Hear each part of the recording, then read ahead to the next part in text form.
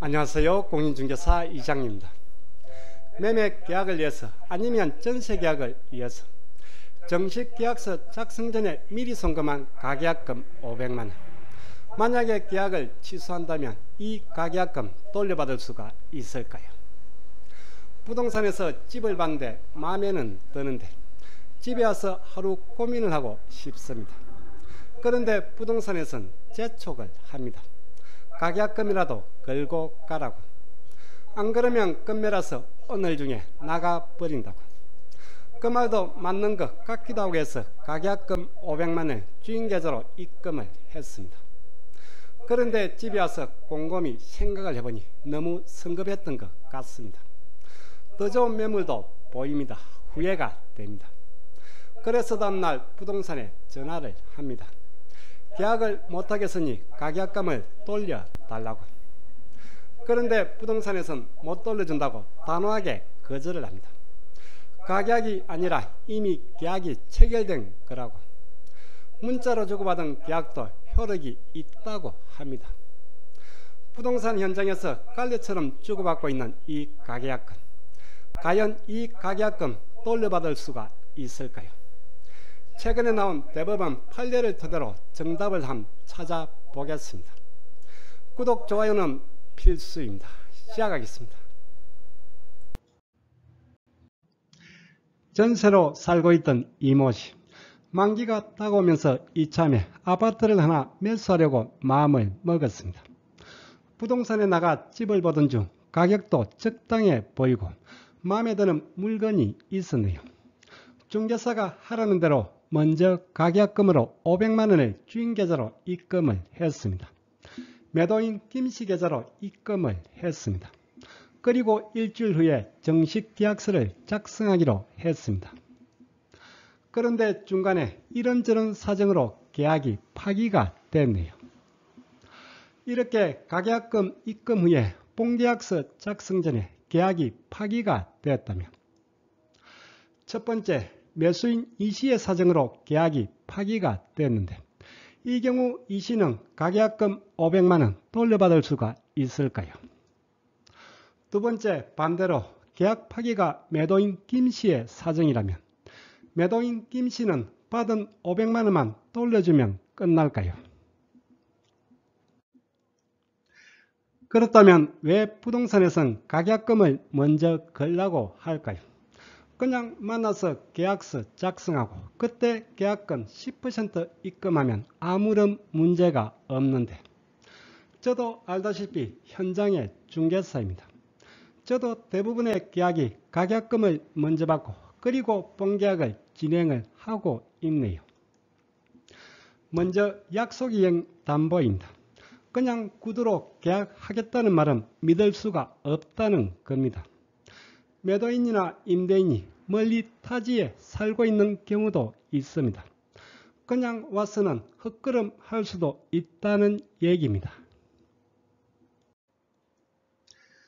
두 번째는 매도인이나 임대인 아니면 매수인이나 임차인이 요구를 하는 경우도 사실 많습니다. 요즘같이 전세가 안 나가는 시기에 집을 본 손님이 마음에 들어합니다. 그러면 집주인은 당장 가계약금부터 보내라고 먼저 놨습니다. 그리고 또 원하던 집이 급매로 나왔습니다.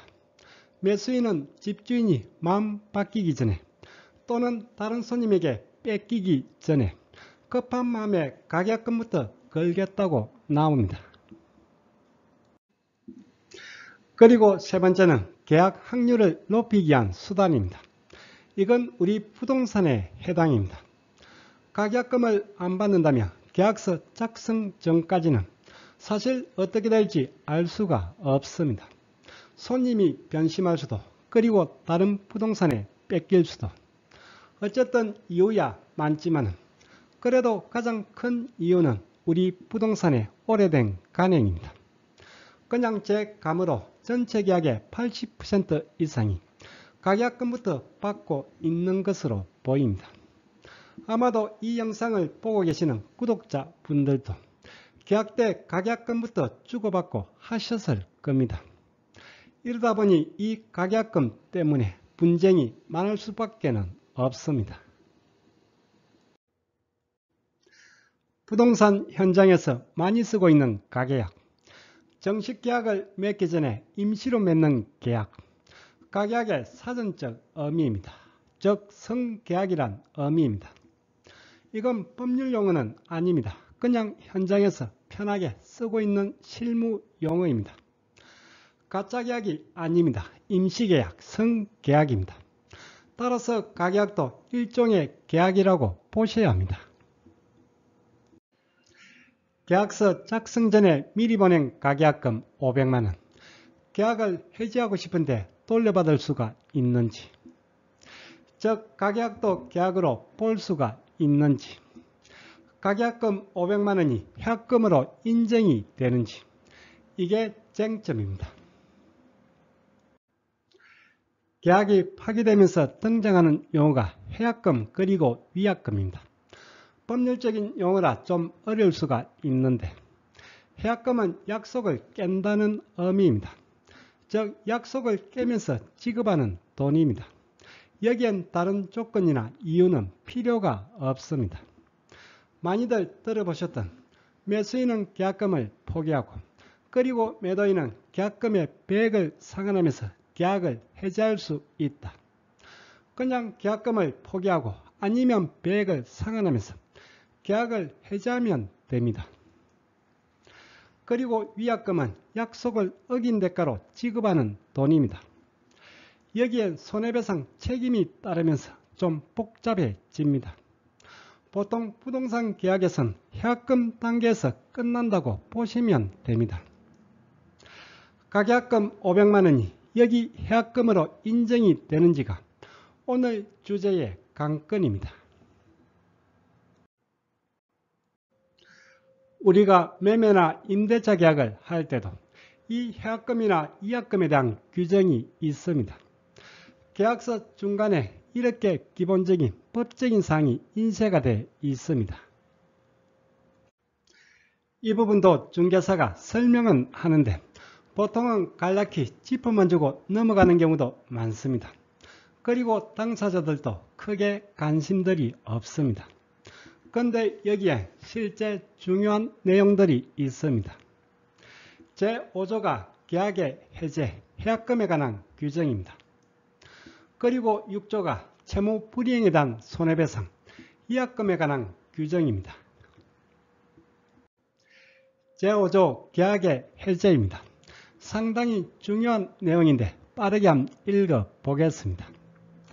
매수인이 매도인에게 중도금, 중도금이 없을 때는 잔금, 중도금을 지급하기 전까지 매도인은 계약금의 배액을 상환하고 매수인은 계약금을 포기하고 본계약을 해지할 수 있다. 즉 제5조는 해약금에 관한 규정입니다. 중도금 또는 잔금일 전에 매도인은 계약금의 배액을 상환하고 그리고 매수인은 계약금을 포기하면서 계약을 해지할 수 있다는 내용입니다. 제5조는 우리 민법 제565조 제1항 해약금 규정 그대로입니다. 그리고 제6조 채무 불이행과 손해배상 예정입니다. 즉 위약금에 관한 규정입니다. 맨 아랫부분만 한번 보겠습니다. 손해배상에 대하여 별도의 약정이 없는 한 계약금을 손해배상의 기준으로 본다. 즉 따로 약정이 없으면 해약금 규정과 동일하다는 얘기입니다.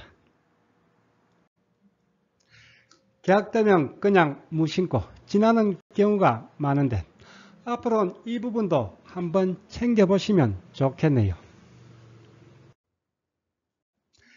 계약서를 작성하기 전에 미리 보낸 가계약금 500만원, 해약금으로 볼 수가 있는지, 결국은 문자로 주고받은 이 가계약도 계약으로 인정이 되는지가 문제입니다. 가계약도 계약으로 인정이 된다면 당연 가계약금 500만원은 해약금으로 인정이 되겠지요. 그동안 여기에 대한 논쟁이 많았네요. 그냥 단순 증거금에 불과하다. 따라서 돌려줘야 한다. 아니다. 가계약도 계약이라 돌려줄 수 없다. 구두계약이든 문자로 주고받은 계약이든 계약은 계약이다. 그리고 또 이런 견해도 있습니다. 가계약금 500만 원이 아닌 전체 계약금 10%에 대해 몰치나 배액 상환을 하는 게 맞다. 과연 어느 게 정답일까요? 그동안 가계약금에 대한 판결은 많이 나왔었는데 대부분은 하급심 판결입니다. 그런데 판결마다 결론이 조금씩은 다릅니다. 돌려줘야 한다는 판결도 있고 몰치 몰수가 맞다는 판결도 있고 그리고 전체 계약 10%가 인정이 된 사례도 있습니다. 명확한 획일적인 정답은 없네요. 개별 사안에 따라 조금씩 결론이 다릅니다. 그렇지만 각각의 사건에 따른 결론은 달라도 그 내용에 있어서 기준이 있습니다. 구체적인 계약 합의와 명백한 해약금 약정입니다. 비록 문자로 주고받은 계약이지만 계약의 주요 내용이 들어있고 서로가 합의를 했다면 그리고 가계약금을 해약금으로 한다는 명백한 약정이 있었다면 이때는 가계약금을 해약금으로 인정을 하고 있습니다. 즉 계약의 성립 여부입니다. 계약이 온전히 체결된 성립한 계약인지가 관건입니다.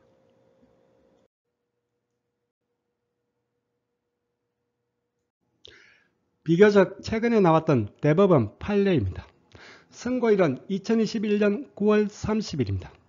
그동안은 대부분 하급심에서 끝났는데 앞으로는 이 판례가 가계약금 분쟁의 기준이 될 것으로 보입니다. 판결문 치고는 그렇게 난해하진 않은데 천천히 한번 읽어보겠습니다. 가계약금에 관하여 해약금 약정이 있었다고 인정하기 위해서는 약정의 내용, 계약이 이루어지게 된 동기 및 경위, 당사자가 계약에 의하여 달성하려고 하는 목적과 진정한 의사, 거래의 간행 등에 비추어 정식으로 계약을 체결하기 전까지 교부자는 이를 포기하고 수령자는 그 배액을 상환하여 계약을 체결하지 않기로 약정하였음이 명백하게 인정되어야 한다. 정리를 하면 이렇습니다. 당사자 간 구체적인 계약에 합의가 있고 그리고 명백한 해약금의 약정, 즉 교부자는 이를 포기하고 수령자는 배액을 상환한다는 명백한 해약금의 약정이 있다면 가계약금도 해약금으로 인정이 된다는 판례입니다. 그리고 이후에 나온 대법원 판결도 있습니다. 선고일은 2022년 9월 29일입니다. 글씨가 작아서 잘 안 보일 텐데 가계약금에 관하여 해약금 약정이 있었다고 인정하기 위한 요건이 나와 있습니다. 이 요건이 좀 전에 본 21년 9월 30일 대법원 판례를 참조하고 있습니다. 즉 22년 9월 29일 판결도 1년 전에 나왔던 21년 9월 30일 판례를 기준으로 삼고 있습니다. 1년 후에 나왔던 22년 9월 29일 대법원 판결은 영상 후미에 올려놓겠습니다. 계약서 작성 전에 입금한 가계약금 500만 원, 해약금으로 인정이 되려면 구체적인 계약 합의가 있어야 합니다. 그리고 가계약금을 해약금으로 한다는 명백한 해약금 약정이 있어야 합니다. 이 두 요건이 모두 충족했다면 가계약금 500만 원은 돌려받을 수가 없습니다. 포기를 해야 합니다. 반대로 매수인 사정으로 계약이 파기됐다면 매수인은 배액인 1000만 원을 상환해야 합니다. 그런데 구체적인 계약에 합의가 없거나 예를 들어 계약에 주요 내용이 빠져 있거나 명백한 해약금 약정이 없다면 이때는 해약금으로 인정이 되지 않습니다. 이 경우는 입금한 500만 원 돌려받을 수가 있습니다. 받은 계약금 500만 원은 돌려줘야 합니다. 가계약금을 받기 전에 부동산에서 받게 되는 문자입니다. 요즘은 이렇게 내용도 많고 장문입니다. 먼저 구체적인 계약 합의가 들어갑니다. 매매 물건의 표시, 매매 대금, 그리고 계약금, 중도금, 잔금의 금액과 날짜까지 표시합니다. 그리고 기타 중요 특약까지 명시를 합니다. 요즘 우리 부동산에서 문자 보낼 때 가계약금이란 말은 잘 안 씁니다. 계약금의 일부 500만 원 이렇게 표기를 합니다. 가계약이 아닌 정식 계약이라는 의미입니다. 구체적인 계약의 합의, 그리고 여기에 명백한 해약금의 약정이 들어갑니다. 계약금 일부금 500만 원은 해약금으로 한다. 근데 왜 우리 부동산에서는 입금한 500만 원을 해약금으로 한다는 특약을 할까요? 전체 계약금 10%, 5천만 원을 해약금으로 할 수도 있는데, 그렇게 한다면 이건 감당이 안 돼요. 일이 너무 커집니다. 소송까지 가게 되면서 수습이 안 됩니다. 우리 중개사들 머리 아파지면서 이 때문에 다른 일을 못합니다. 물론 때에 따라서는 전체 계약금 10%를 해약금 특약으로 하는 경우도 있긴 합니다. 가계약금 주고받기 전에 부동산에서 보내온 문자, 이제부터는 어떤 내용들이 있는지 잘 읽어보시면 좋겠네요.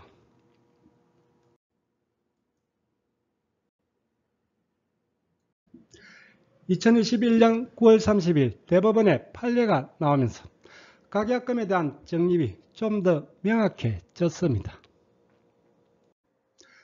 가계약금 500만 원을 해약금으로 볼 수 있는지, 구체적인 계약에 합의가 있었고, 그리고 명백한 해약금의 약정이 있다면 가계약금도 해약금으로 인정이 됩니다.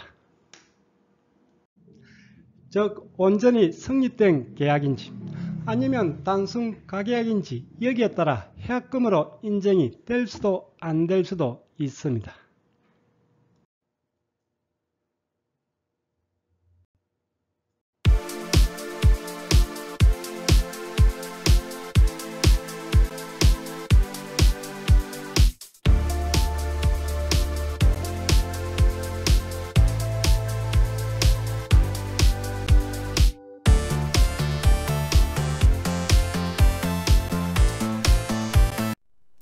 오늘 강의는 여기까지입니다. 다음 시간에 더 유익한 내용으로 찾아뵙겠습니다. 끝까지 보신 분은 구독 그리고 좋아요 부탁드립니다. 감사합니다.